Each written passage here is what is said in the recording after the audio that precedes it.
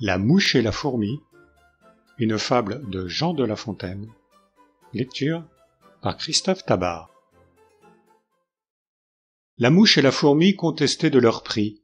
« Ô Jupiter, dit la première, faut-il que l'amour-propre aveugle les esprits d'une si terrible manière qu'un vil et rampant animal à la fille de l'air ose se dire égal? Je hante les palais, je m'assieds à ta table. Si l'on t'immole un bœuf, j'en goûte devant toi, pendant que celle-ci chétive et misérable vit 3 jours d'un fétu qu'elle a traîné chez soi. Mais ma mignonne, dites-moi, vous campez-vous jamais sur la tête d'un roi, d'un empereur ou d'une belle? Je le fais, et je baise un beau sein quand je veux. Je me joue entre des cheveux, je rehausse d'un teint la blancheur naturelle, et la dernière main que met à sa beauté une femme allant en conquête, c'est un ajustement des mouches empruntées. Puis, allez-moi rompre la tête de vos greniers. Avez-vous dit? Lui répliqua la ménagère. Vous hantez les palais, mais on vous y maudit. Et quant à goûter la première de ce qu'on sert devant les dieux, croyez-vous qu'il en vaille mieux?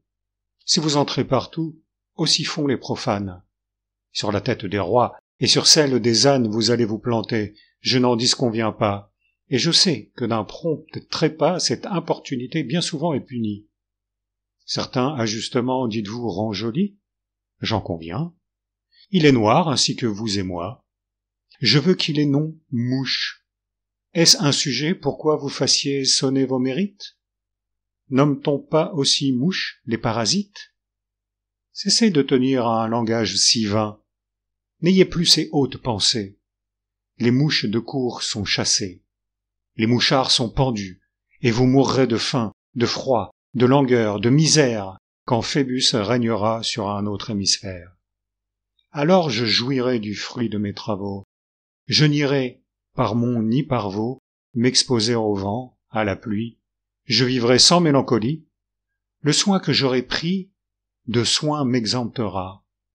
Je vous enseignerai par là ce que c'est qu'une fausse ou véritable gloire.